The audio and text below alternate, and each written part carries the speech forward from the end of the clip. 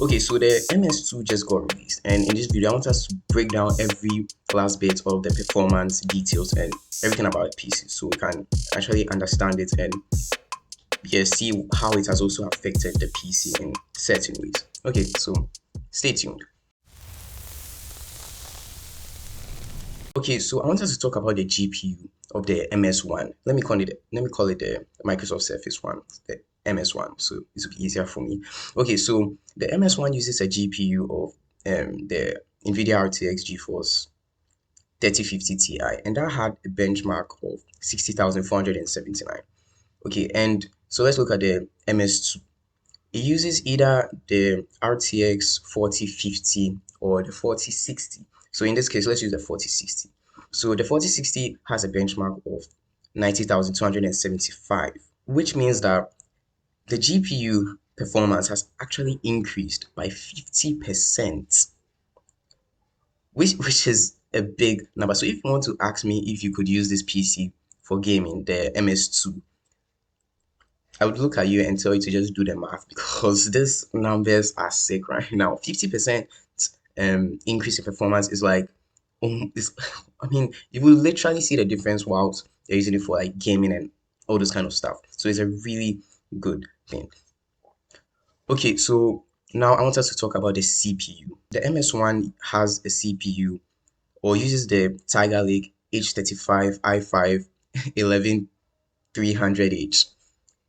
Now, this is a mouthful of names, words. Okay, and that has a benchmark of 1,693 points for single core processing. And for multi-core processing, it has 4,946 points. So this is for the MS1. So now I want us to look at the MS2, which uses the Intel 13th gen i7 H-class processors. So, and for single core processing, it has a benchmark score of 2,822. And for the multi-core processing, it has 17,448 points. Okay, so all these figures I'm getting, I got it from Geekbench. So if you can also reference all my findings from the site or something to just see if what I'm saying is actually accurate. Okay, so looking at all this, for the single core processing, the performance has actually increased in the MS2 by 66%, which is more than 50%. And that is a big increase. And the strangest part about all of this is that the multi-core processing for the MS2 has increased by 252%, which is, for me, can't really believe it because 252%, I mean, it's like 100 times 2 times that the PC has actually improved in multi-core processing. And those are big figures. Like, those are insanely large figures.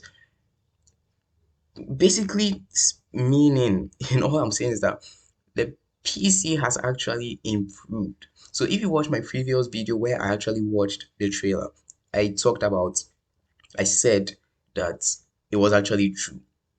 It said 2 times performance for CPU, 2 times performance for the GPU, and they weren't lying. It's like basically one of the trailers I've actually watched in the tech industry, and they are not actually like exaggerating about their products. Like these are insane. These are like big numbers and obvious performance changes whilst you use the PC. So like this is an actual success. This product is an actual success. But the size of the PC. Let's look at that. For the MS1, the dimensions are 12.72 by 8.998 by 0.746 in inches, all of those. So basically the length by the width by the height. And when you look at the MS2, it's 12.72 by 9.06 by 0.86. You see that the lengths are still the same.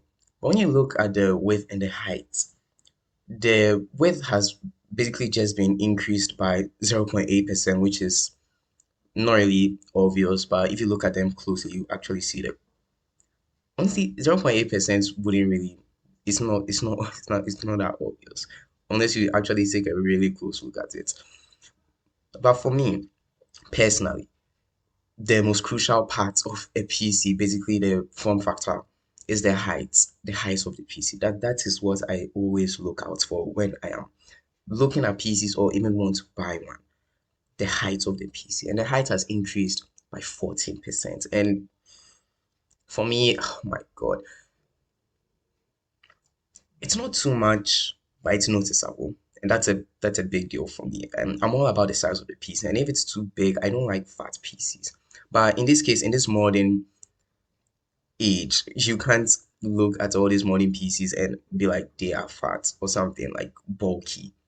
But when you just want to compare the MS1 to the MS2, you actually see that the size has actually increased by 14%.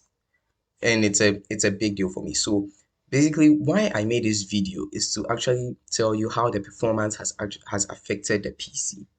Because in most PC builds, when they are bringing new laptops and all those kind of things, the new version is actually smaller than the preceded or previous version, which is basically the upgrade of tech. That is all about tech, the portability, easy to use, and all those kind of things.